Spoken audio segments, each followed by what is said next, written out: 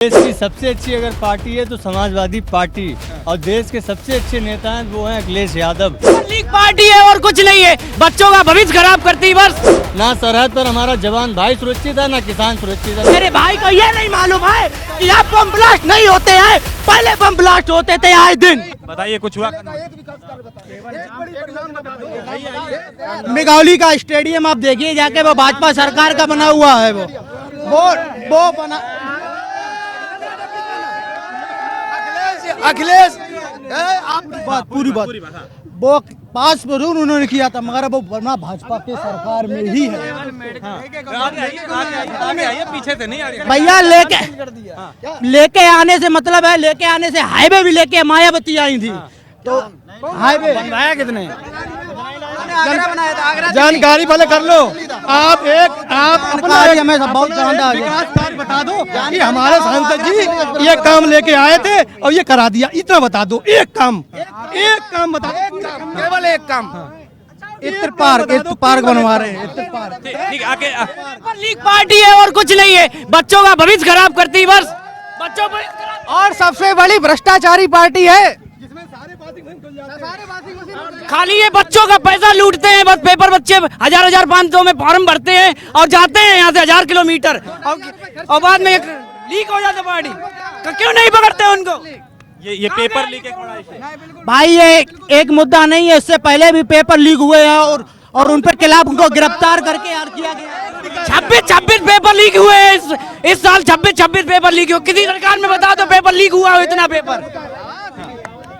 इस सरकार में ये भ्रष्टाचारी सरकार है और बेरोजगारी फैला रही है, ना रोजगार देती है, रोजगार के नाम पे ठगने का प्रयास कर रही है सभी लोगों से। बताएं, क्या ये अखिलेश के आने से पहले भी लोगों में ऐसा गुस्सा था? नहीं, ऐसा कुछ नहीं हुआ। हमारी सरकार में ऐसा भ्रष्टाचार कभी नहीं हुआ।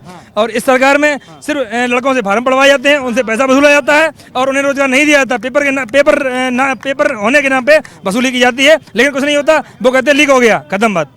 तो देखिए, ये कन्नौज वासी हैं और कहीं पेपर लीक का जिक्र हो रहा है, कहीं महंगाई का जिक्र हो रहा है, कहीं भ्रष्टाचार का जिक्र हो रहा है और कहीं पर अलग अलग विषयों को उठाया जा रहा है। लेकिन इतना तो तय है कि अखिलेश यादव की एंट्री ने कन्नौज के इस मुकाबले को बड़ा रोचक बना दिया है और लोग अब इस चुनाव में इंटरेस्ट ले रहे हैं। जो पहले एक तरफा और ठंडा चुनाव दिख रहा था, अखिलेश की एंट्री ने पूरे सियासी मौसम को गर्मा दिया है। बहुत सारे लोग हैं, बहुत देश की सबसे अच्छी अगर पार्टी है तो समाजवादी पार्टी, और देश के सबसे अच्छे नेता हैं वो हैं अखिलेश यादव, और देश को रोजगार, नौकरी, तरक्की की ओर अगर ले जाना चाहते हैं वो हैं अखिलेश यादव। जिशान भाई, जी, क्योंकि आपने कहा कि आप समाजवादी पार्टी के कार्यकर्ता हैं, अब देखिए आप कार्यकर्ता हैं तो बीजेपी की तो तारीफ नहीं कर सकते। नहीं। तो इसलिए ये तो बुलंद करना पड़ेगा कि भैया सबसे अच्छे नेता। अब देखिए, नहीं, अभी मैं मोदी किसी भक्त के पास या किसी समर्थक के पास चला जाऊं, वो गाने गाएंगे कि भैया मोदी जी ने ये किया, मोदी जी ने वो किया, मोदी। तो ये तो पार्टियों के नहीं हूँ, मेरे लिए देश पहले है।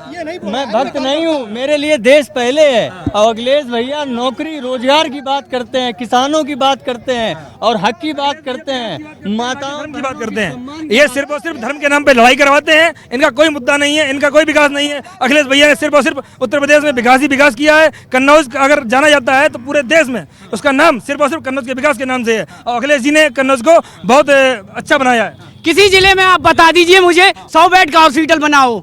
कन्नौज जिले में अखिलेश यादव जी ने बनवाया था, इतना बढ़िया कार्यकाल उसका चल रहा था। कार्यक्रम कन्नौज में ही और भी जगह तो सरकार थी। क्या कन्नौज ही वीवीआईपी में था? बस कन्नौज में विकास करने से कोई विकास नहीं। मेरे कह रहे पेपर लीक हुआ है, अब इनसे पूछिए आपने इनके फार्म डाला है कि नहीं डाला?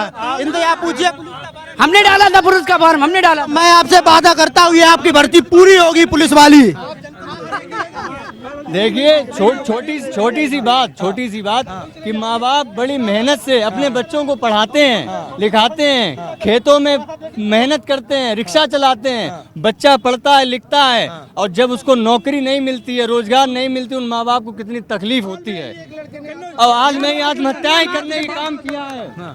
और हमारा देश दो लोगों पर चलता है, जय जवान जय किसान। ना सरहद पर हमारा जवान भाई सुरक्षित है, ना किसान सुरक्षित है, ना आय दोगुनी हुई है, किसान कर्ज के कारण आत्महत्याएं कर रहे हैं। जवान तो हमारा अब सुरक्षित है भाई। मेरे भाई को ये नहीं मालूम है, कि यहाँ बम ब्लास्ट नहीं होते हैं, पहले बम ब्लास्ट होते थे आए दिन।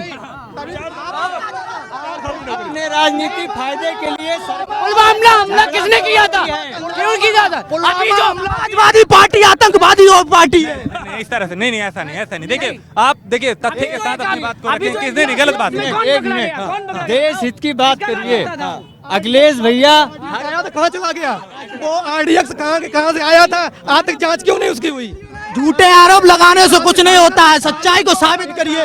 मैं अब जो सैनिकों की बात करते हैं, सैनिक हितों की बात करते हैं, तो मैं बताना चाह रहा हूं, शायद आपको जानकारी का अभाव है। जब माननीय मुलायम सिंह यादव देश के रक्षा मंत्री थे, आज जो आप अपने परिवार में शहीदों के जो सब आते हैं ना, पहले वहाँ पे केवल कपड़े आया करते थे, ये शायद आपको जानकारी नहीं है। ये माननीय नेताजी की देन है, माननीय मुलायम सिंह यादव जी की देन है। और माननीय हमारे नरेंद्र मोदी जी ने सैनिकों के लिए बहुत काम किया, उनका बजट बढ़ाया। इतना नौकरी भड़को, फिर उसके बाद इतना काम किया कि 4 साल की नौकरी कर दी है। उसके बाद जो टकोड़ा में जो 4 साल की नौकरी कर दिया। अब सैनिकों को, अब सैनिक रह कहाँ गए? युवाओं को बर्बाद करने का काम नरेंद्र मोदी सरकार ने किया। मुझे देश सुरक्षित चाहिए, माताओं बहनों का सम्मान सुरक्षित चाहिए। सरकार में ना माताएं बहन सुरक्षित चाहिए। प्रदेश अब सुरक्षित है। राम भक्तों पे गोली चलवाना किसकी देन थी? एक मिनट, जरा सी बात। भाई साहब, मैं मुसलमान हूँ, मैं भगवान राम को मानता हूँ। अगर जो सच्चे दिल से भगवान राम को मानते हैं, जो उन्होंने अच्छाई के रास्ते बताए हैं, जो उन्होंने अच्छे रास्ते पे चलना सिखाया, वो क्यों नहीं मानते हो? भगवान राम ने 14 साल वनवास क्यों किया? रिश्ते क्या होते हैं? सौतेली माँ का वचन माना। आजकल बच्चे सगी माँ की बात नहीं मानते हैं। राम भक्त हो तो उनके बनाए हुए रास्ते पर चलो। भाई ये बात एक मिनट, ये कोई जवाब नहीं। आप हमें बताएंगे कि हम रास्ते पे नहीं चल रहे हैं, ये कोई जज नहीं कर सकता है। भाई ये कोई जज नहीं कर सकता। तरकीन भाई मेरे नहीं, वो अपना नहीं। मेरी बात सुन लो। ठीक। भगवान राम भैया ये सीट माननीय अखिलेश यादव जी को आप पहले दीजिए, जो अपने घर में किसी की इज्जत नहीं करते।